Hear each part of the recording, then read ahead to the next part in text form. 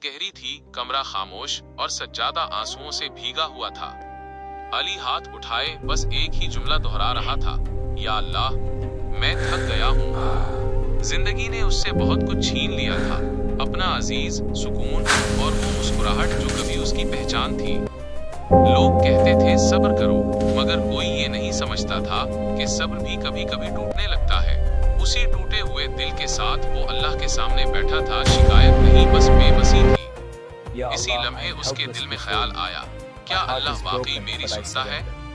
आंखों से आंसू गिरे, सजदे में सर रखा और दिल ने खुद जवाब दिया, अगर वो ना सुनता तो आज मैं यहाँ क्यों होता।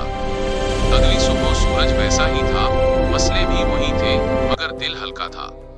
अली समझ गया था कि अल्लाह मसले फौरन खत्म नहीं करता, मगर बंदे को अकेला भी नहीं छोड़ता। और यही यकीन सबसे बड़ा सुकून बन गया।